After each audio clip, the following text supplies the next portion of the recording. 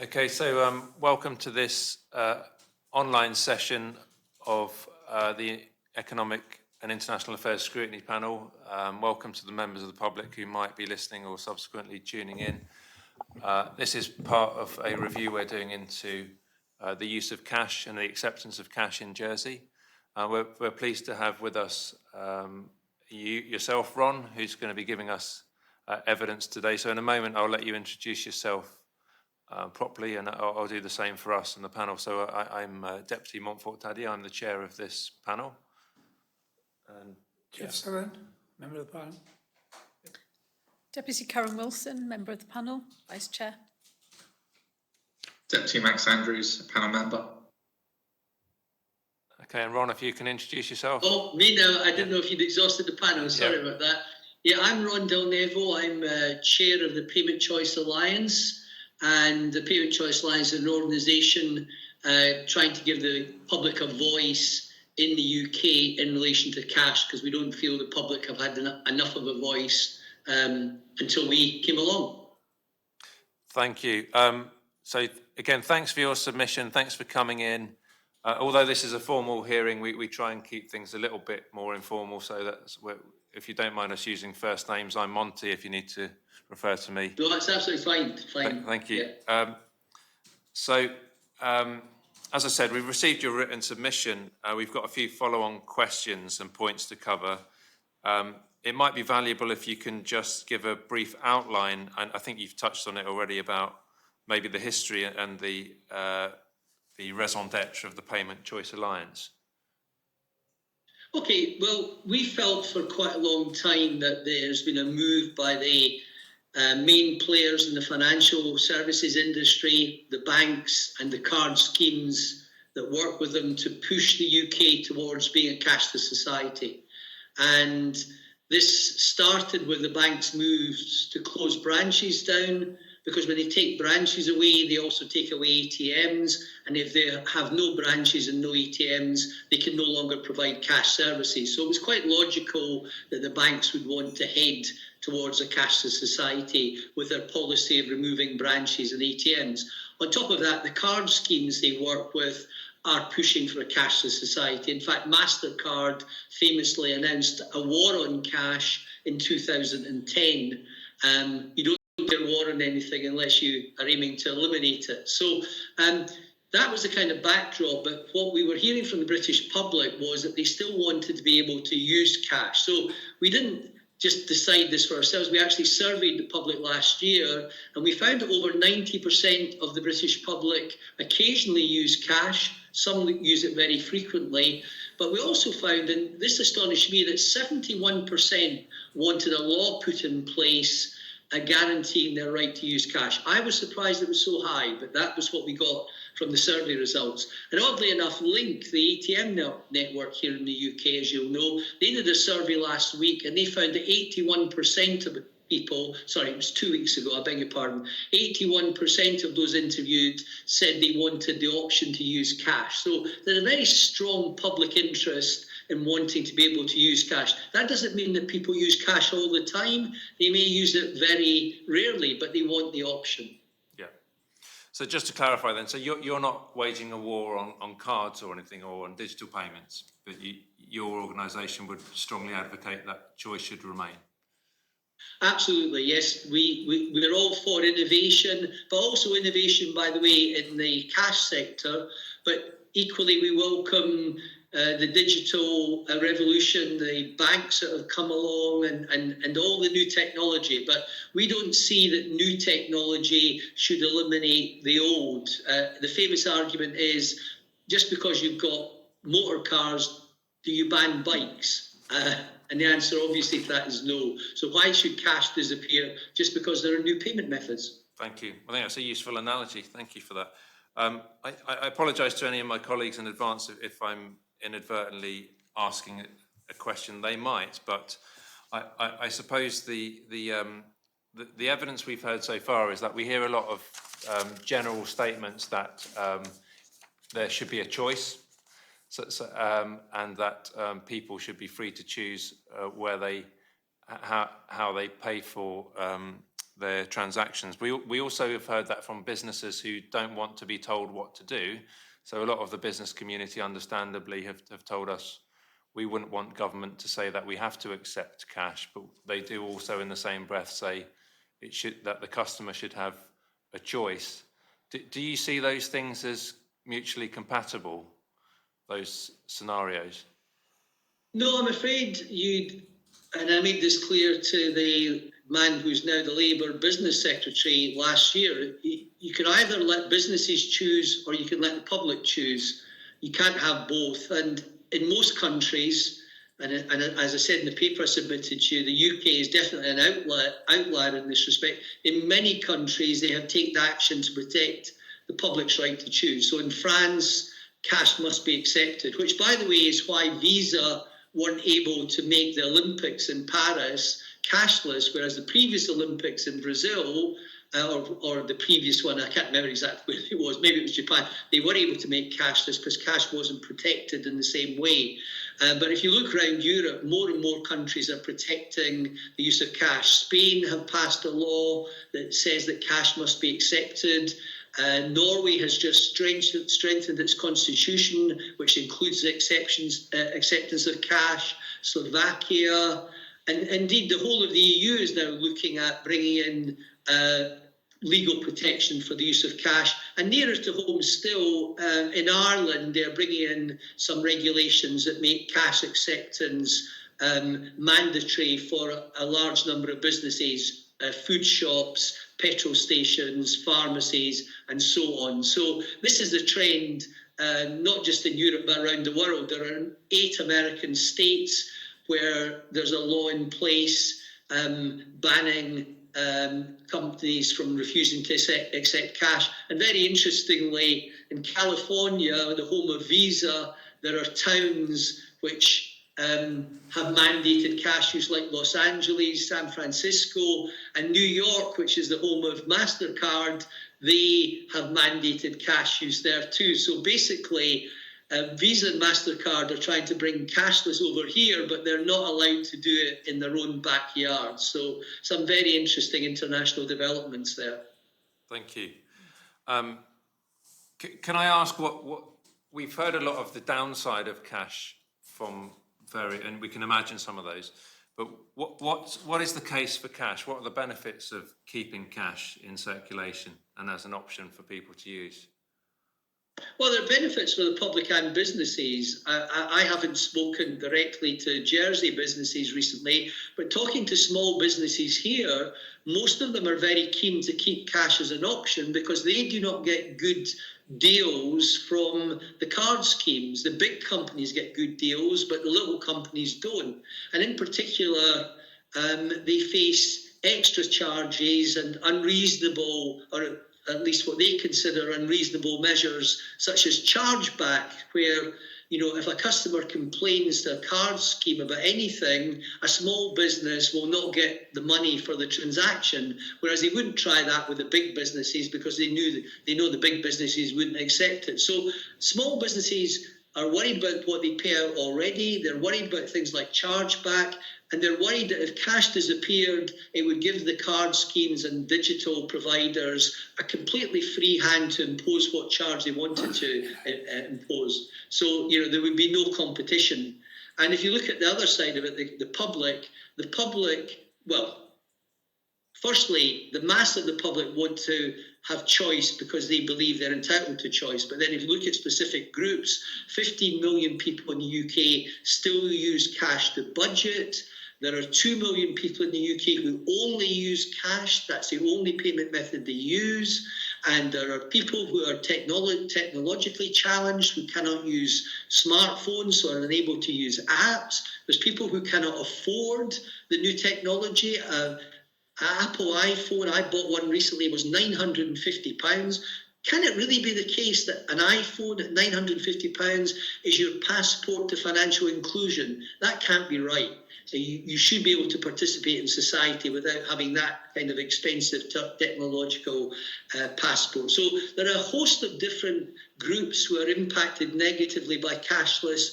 And on top of that, the overall view of the British public, as I mentioned to you, 81% of the public told Link that they want to have an option to use cash when and where they choose.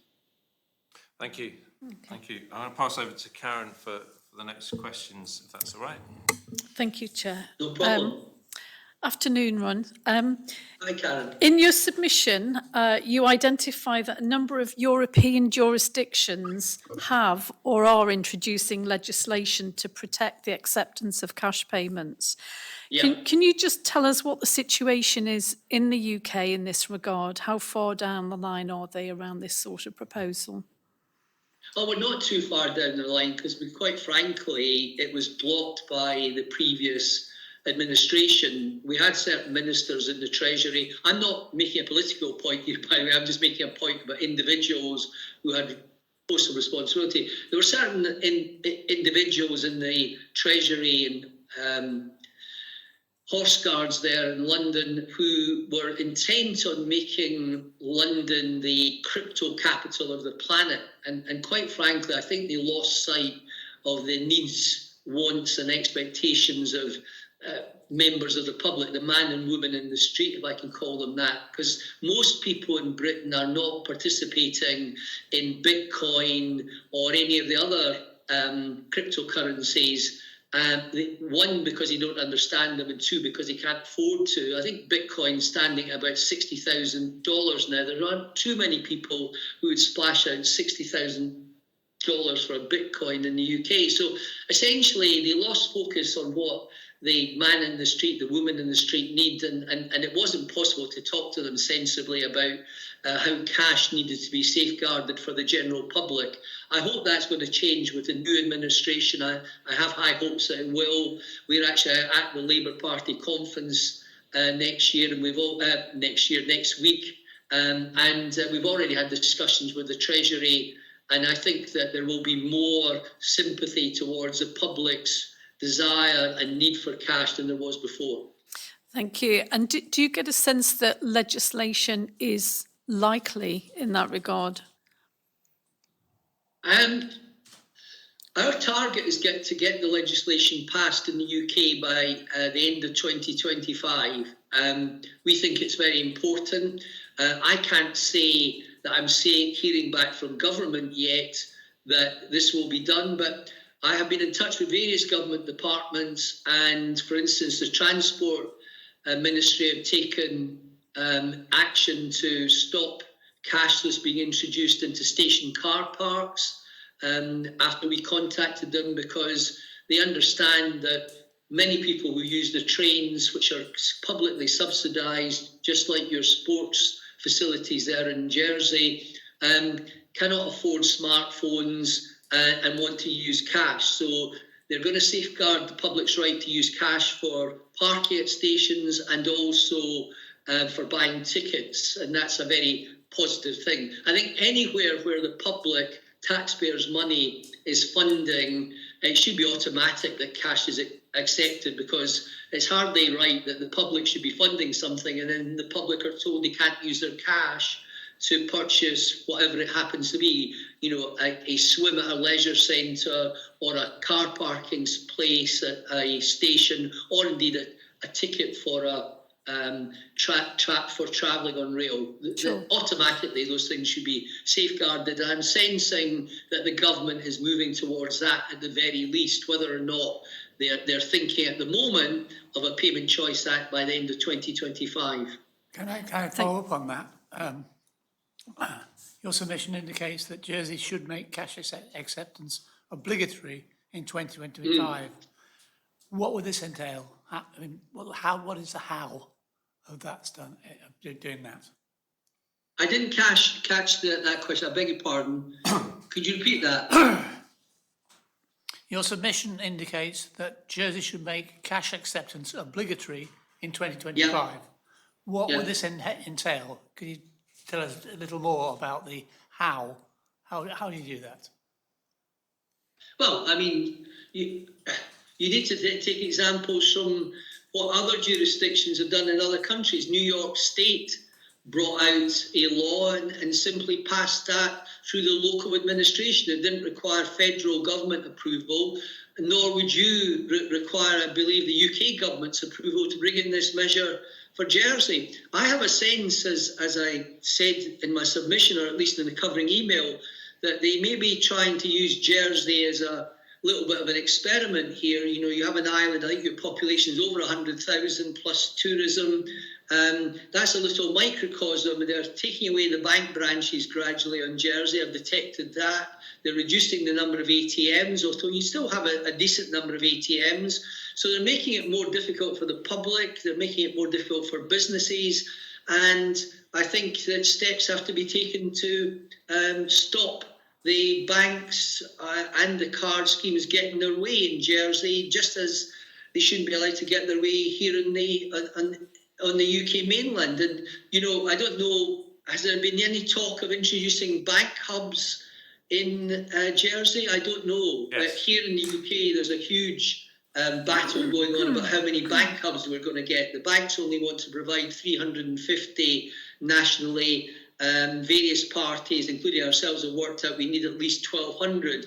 And from what we're seeing with closures in Jersey, Jersey needs some bank hubs, doesn't it? Yes. Can we ask you about the concept of bank hubs? I mean, would you have any view on the way that those are being suggested? Are they a positive? Sorry, are they a positive? I think it's positive that we have this concept, but they need to flesh out the concept. At the moment, bank hubs are opening without ATMs, for example. So they're just really a post office counter put inside a premises with a plastic sign that says bank hub. The only difference between a post office is that one day a week, somebody from HSBC will be there, the next day somebody from Barclays, the next day somebody from Lloyds, and so on. But those people are not fully equipped to do business on behalf of the bank. They're really only there to give a little bit of support on the ground, maybe a bit of advice to people how they might become more digitally involved with the bank and so on. So we have asked the FCA here to specify what a bank hub must provide. So, for instance, we believe that there should be a 24/7 ATM. There should be a recycling ATM to allow for cash deposits. The banks are calling those things super ATMs here in the UK mainland, and that there also need to be machines to dispense coins that businesses need for their floats, because if businesses can't get coins for their floats, it makes it very difficult for them to operate on a cash basis. So none of these things are technological innovations in terms of the world. Round the planet, such innovations are available. You know, every ATM in Japan is a recycling ATM, and here in the UK we have hardly any recycling ATMs. That is a very green thing. It means that cash doesn't have to be moved around the country so much. In armoured vehicles, if we recycle cash on the spot. So there's all sorts of innovations, and these should be applied to bank hubs, so that bank hubs are very useful to the public and to businesses. And do you think there's any argument in a place as small as Jersey to say that, because of course we don't have any, you know, rural communities that are hundreds of miles away, everywhere is fairly well connected. Do you think we should be saying to the banks, if you want to operate in Jersey, we expect to have a minimum level of service, which includes a certain number of branches in the island? Yes, I mean, obviously, you're not huge, but you're not a postage stamp. You know, the island is a number of miles long and a number of miles wide. Here in the UK, the rules the FCA have in an urban location, there's got to be access to cash within 1 mile, and in a rural location within 3 miles. So at the moment, is it possible to be 3 miles away from access to cash or a bank branch in Jersey? Probably it is. Yeah, thank you. Can I just pick up on the issue around, obviously we've been made aware of the developments going on in Sweden. I presume you're familiar with these, Ron. They're considering options following a large adoption of digital payments. Are there any views that you can share with us on this development at all? Well, in Sweden's an interesting one. The banks have been heavily pushing Sweden towards cashless for a very long time. Interestingly, on the buses in Sweden, they changed the fare structure, so the fares were paid in a level amount of money, whether 5 crown or whatever, or 10 crown, and cash use actually went up on the buses, and then they banned cash use on the buses. So the public wasn't being helped in that way, and there has for a long time been a pro-cash movement in Sweden, brilliantly run by a few individuals, but incorporating support from many sections of society, including those representing the more mature amongst the Swedish population. And they have since won the day, and the government have ordered that banks must handle cash again at bank branches. They'd made many of their branches cashless, but now they have to handle cash over the counter again. They have to give people access to cash. And the Swedish government is also considering at this moment bringing in legislation to make cash acceptance compulsory. It's already compulsory in Norway, as I mentioned in the document I sent you, and Sweden's looking at that too. They appreciate that there are sections of society in Sweden who desperately need cash to continue to be usable, and they want to protect them. But by the way, let's go further afield. Look at the country that has the most sophisticated digital payment systems in the world, and that's China. Alipay, WeChat Pay. You probably saw David Beckham advertising Alipay during the recent European football championships. So you would think in Japan, in China, where the government is also looking for tremendous control over society, that they would be anti-cash. But just recently, the central bank in China has fined a number of companies, including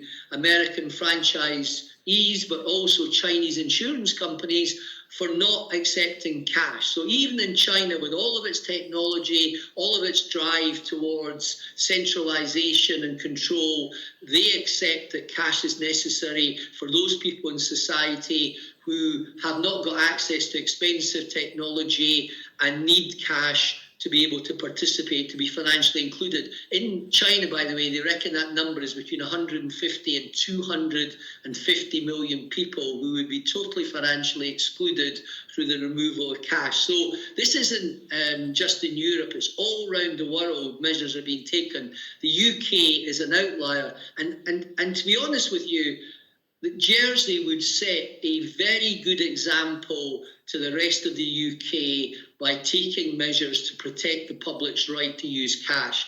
The UK is, as I say, an outlier. It's unacceptable with the way the public have been treated. Why do the public in the UK, or in Jersey for that matter, deserve less rights than the people in France, in Spain, in Norway, in Slovakia, or indeed in many American states, in China, in South American countries? Why is it the British public deserve less rights than the public in all of those markets, all of those countries? That has to be wrong. So if Jersey could lead the way in setting the agenda by saying the public come first and businesses must fit in with what the public need in this respect. And by the way, businesses don't complain too much about the changes when they come along. There was a company called Sweetgreen in America. They're a health food restaurant chain. They'd introduced cashless, but when various states started switching back, saying they must accept cash, Sweetgreen didn't argue. They didn't jump up and down protesting their rights as a business to refuse to accept cash. They immediately switched all 220 of their restaurants around America to accepting cash again. So I think businesses in the UK, but it sounds out of Jersey, are being a little bit disingenuous when you talk about all the difficulties of accepting cash. We don't get businesses in France and Spain and Norway and America saying that. What is it special about British businesses that they want to take away rights from the British public or the public in Jersey? Thank you. Ron, can I come in there? Do you see any limits to the acceptance of cash? For example, large amounts of cash swirling around our economy. Are there limits in the future? Well, in Spain, for example, they have brought in the rule that over €1,000, cash cannot be accepted by businesses. Now, some argue that's too low. In other countries, it's a much higher figure, but it's reasonable to have reasonable limits. I think £1,000 as a limit would be reasonable for 99% of the public in the UK. So, by the way, let's just clear up a few things about money laundering. 99.9% of the people in the UK are not money launderers. They're just honest people using cash that they earn, and they feel they have a right to use that cash. And I've already given you the percentages there. The money laundering thing on cash is very narrow. We read about suitcases of pounds being taken to Dubai and so on, but this is not a massive problem for the mass of the public. Indeed, online fraud is the huge problem in the UK now. Some figures I was seeing last week indicate that 16 million online frauds took place in the UK last year. I mean, 16 million, so you're talking about a massive number of frauds. People are having their identities stolen. They're having their life savings removed from them. Let's focus on the real problems. The real problems are in those areas where your identity can be stolen. You can have all your bank account emptied. If you have your wallet stolen or somebody picks your pocket, you'll lose what's in your pocket, but you won't lose as much as you will through online fraud. And then if we look at the crypto world, we all saw somebody in America earlier this year was sent to prison for 25 years because of fraudulent activity as a crypto exchange, and that person had vaporized $32 billion of other people's money. So the problems with cash are exaggerated, often by those organisations who would benefit from a cashless society. They don't talk to us about some of the problems that exist in the online world and also the crypto world. They don't talk about that so much. Thank you. Thank you. Max, I'm not sure if Max is still with us, but if you're somewhere there in the ether, Max, let us know. If not, I can ask some of his questions. So the panel has been informed that it's likely that due to the additional resource requirement and cost, prices for goods and services would likely rise if businesses were obliged to accept cash. Do you have any thoughts on that? I don't know if you've heard similar arguments made in the UK context. No, because I already said small businesses in the UK are complaining that the card schemes charge them too much. In America, if I went to go get petrol and I use cash, I get a discount for using cash. How does that fit in with costs going up? Yeah. Some of these things that are being said, they're trying to frighten you into taking a decision that's against what they want. But these things aren't true. I saw something from the Jersey Bus Company the other week. There was a statement from, I think, the chap who runs the Jersey Bus Company that it's costing him £65,000 a year to process cash. I'm sorry, I must say that I find that extraordinary, because the amount that appears to be taken each day on Jersey buses appears to be around about an average of £500 or £600 a day, if I'm reading the figures correctly. I tried to analyse the figures. It's a mystery to me how they can be spending £65,000 processing £500 or £600 a day. I think they need to get in some experts on cash to look at what they're doing, and they can probably save a lot of money on how they're handling that cash. There are better ways to handle cash than spending £65,000 to manage in that way. And by the way, while I'm mentioning buses, in 1969, they brought a thing into the buses in New York where they said that you had to, if you wanted to pay in cash, use an exact fare. And that's what people have to do in New York. That was introduced in 1969. 55 years later, they still accept cash in New York. Yeah. In Los Angeles, I was there, they still accept cash in Los Angeles. Why would Jersey buses think it necessary to ban cash?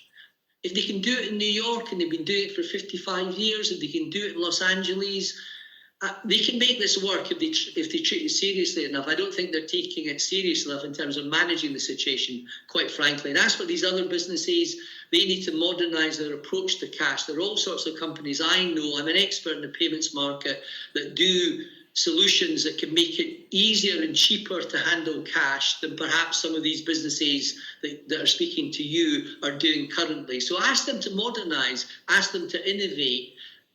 You know, that if they do that, they can save money on their cash processing. On the issue of buses, which I think you've raised fortuitously, so currently we only have one bus operator in Jersey which receives a government grant, as well as charging for fares, of course. So they operate a system whereby if you preload a card, it costs £2 a fare.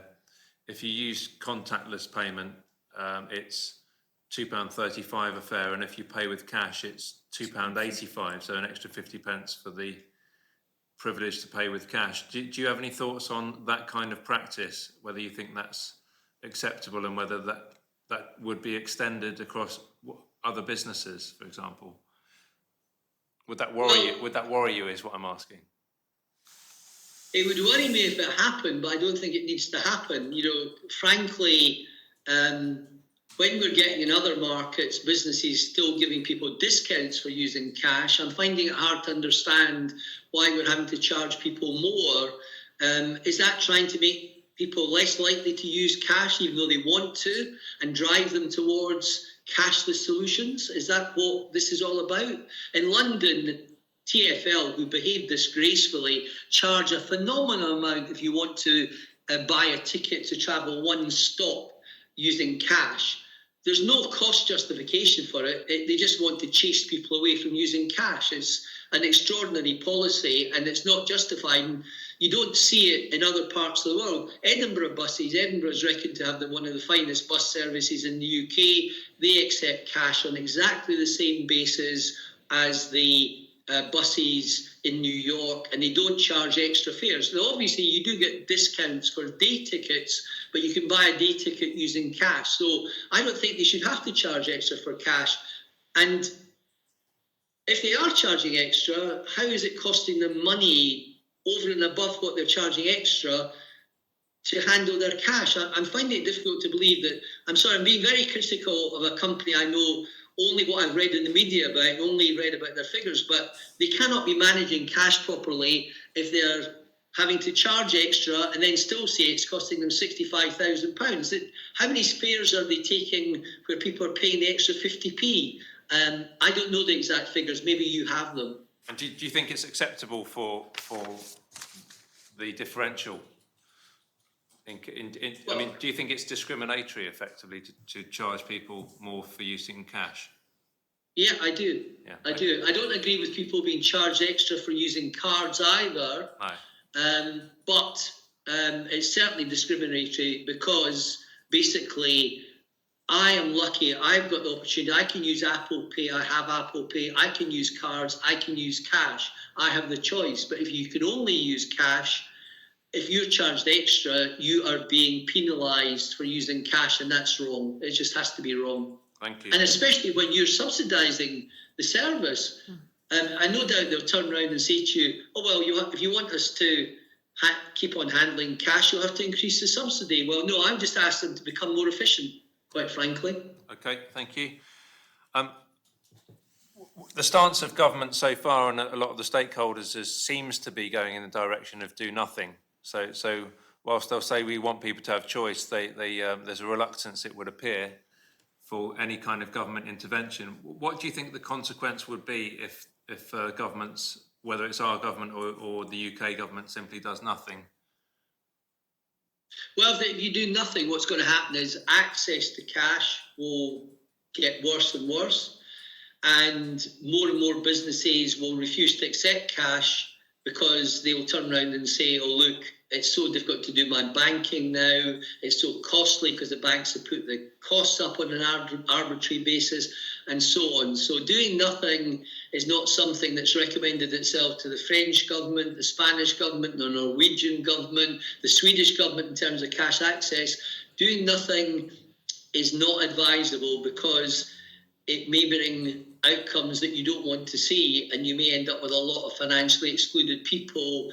And beyond that, people who are upset, even if they could use other payment methods, are upset because they have their choice taken away from them. You know? And you spoke about maybe new technology. So you talked about the recycling machines. So we know that there is a bank in Jersey where you can pay cash in and they pay cash out. But in terms of businesses who maybe want to still provide services for people who only have cash but maybe use that kind of technology, are there any technologies you can talk about that might offer that, like i.e. put your coins or cash into a machine, it gives you a voucher that you can then spend in a shop? Yeah, well, obviously, I don't know if they're on Jersey, but there are companies like Coinstar who put machines into Sainsbury's and Tesco's here on the mainland. So I keep referring to the mainland. I don't know how you refer to the UK mainland. We don't like that kind of talk because technically France is our geographical mainland, but we understand. We understand what you mean. My two colleagues are from the mainland to the north, so I think they'll accept that kind of talk. Okay, fair enough. So, I think that. I've lost my thread now. You were talking about Sainsbury's and the Coinstar. Yeah, they have the machines so you can put your coins into those machines and you get vouchers out that you can then either get cash at the till or you can use them to pay for your groceries. So that's quite common technology.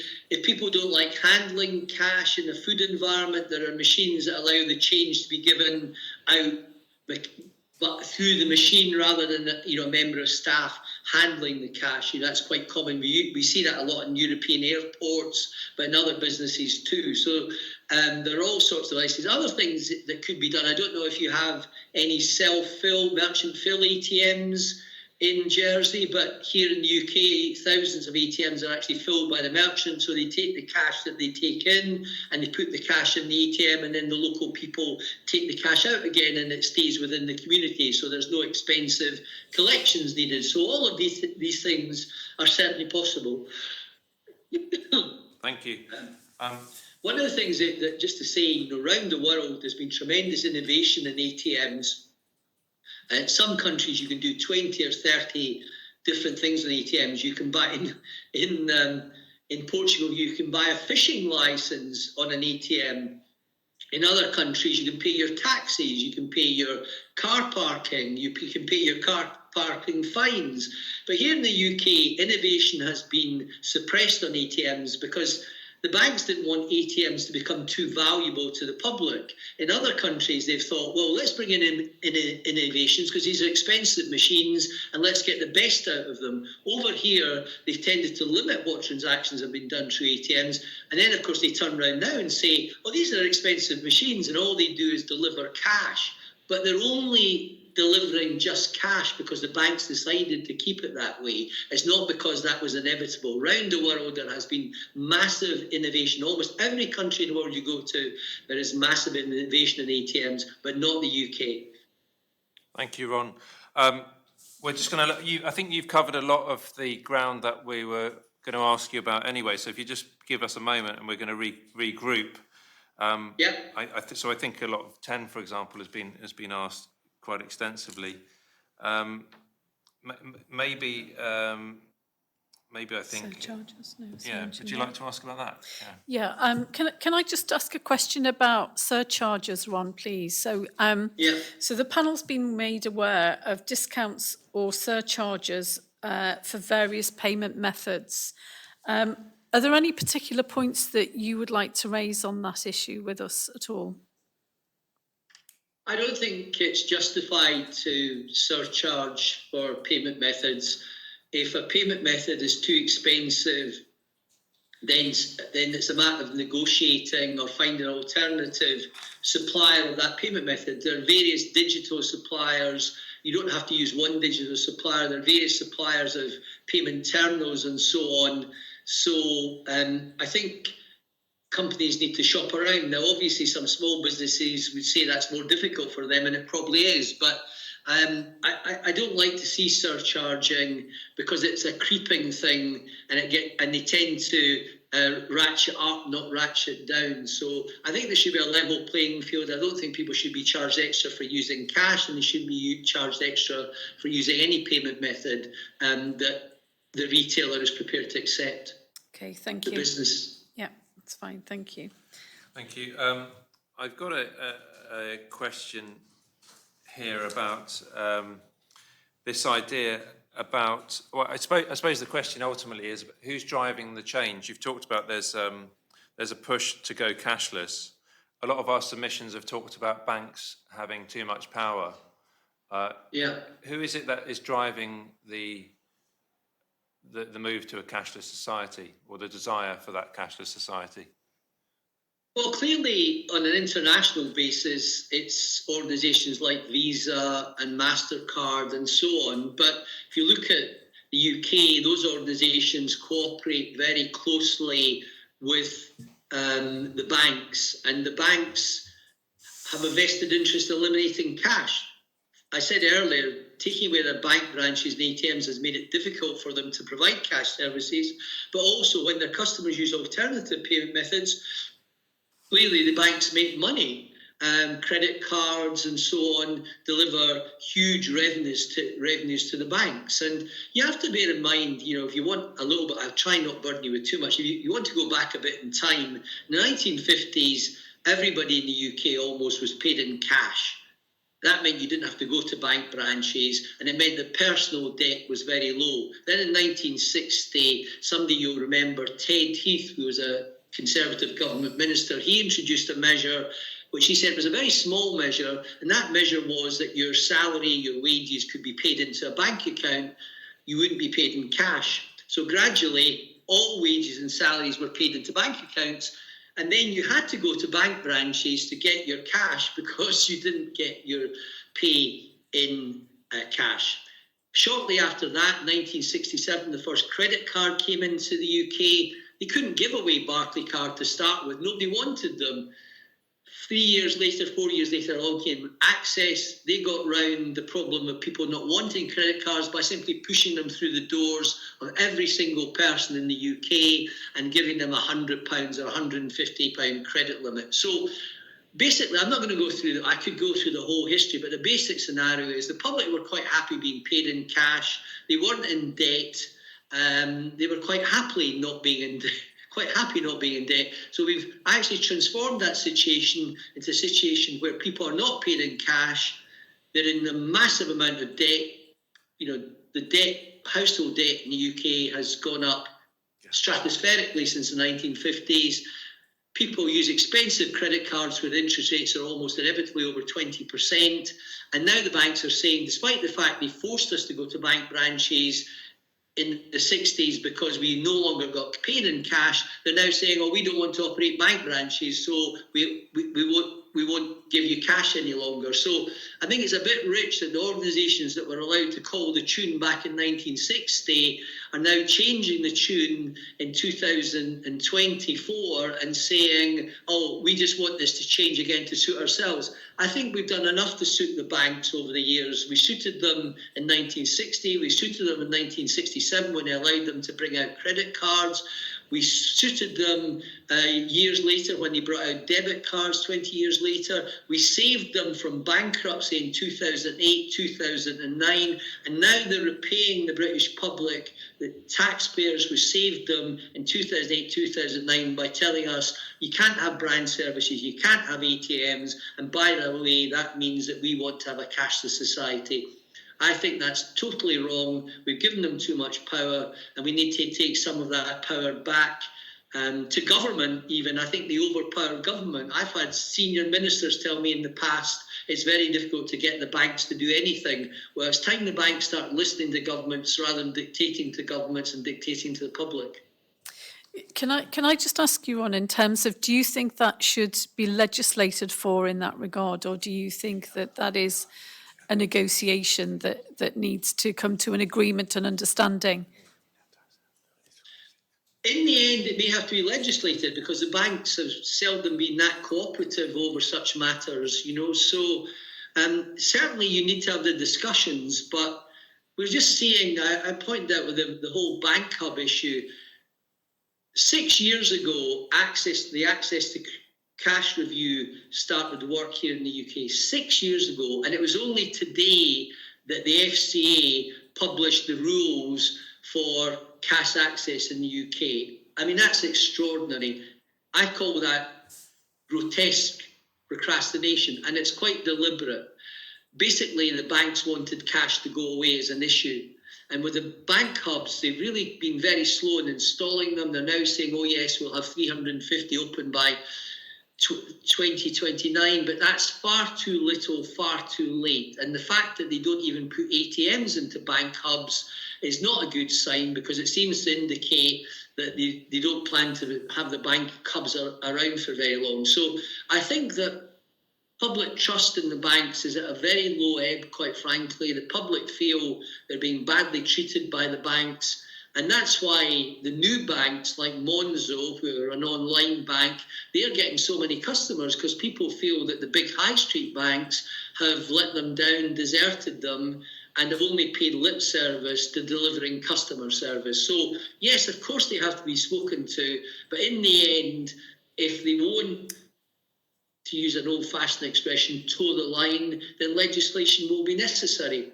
And by the way, legislation has never worked in favour of the public in this country in terms of financial services, or very rarely. Look at the legislation that allowed building societies to be privatised. It's been a disaster for the building society movement. We used to have, well, at one stage, many years ago, we had 2,500 building societies in the UK. We've now got 30 or so. And Nationwide, who thankfully survived, only survived as a mutual by a few thousand votes. Nationwide are now showing the way to the big banks. They have a brilliant advertising campaign, which the banks find particularly humiliating. And Nationwide have pledged to keep all of their branches open until 2028. Which is a marvellous commitment, 4 years ahead. So they are showing the way, and it's really sad that it's a building society, a mutual, that has to show the way to those commercial banks. Nobody had to save Nationwide in 2008. Nationwide was absolutely fine, but those banks had to be saved, and they're paying the public by taking away the services that the public want and need. Thank you. Thank you, Ron. Ron, I think we've probably come to the natural end of our session today, but I will ask first of all my colleagues if they've got any further points that they wish to put to you. No, and similarly, have you got any extra points that you think we should know about? I would just say to you, don't be, and I'm going to use this word, frightened by what businesses are telling you about their rising costs. This isn't a message that we're getting from businesses all around the world. I've explained that already. I think you can do something very courageous here, and something for the Jersey public, and show the way to the rest of the UK. I know it sounds strange that somewhere with a population of just over 100,000 can show the way to the rest of the UK, but actually it can happen. There are changes happening regionally in the UK which are being rolled out around the country, and I think it's important that we show leadership, and Jersey can show leadership here and be a guiding light for the rest of the UK. You don't need to wait for the UK to decide. You decide for yourselves what's right for Jersey and for the Jersey public, and maybe the UK can learn from Jersey for a change.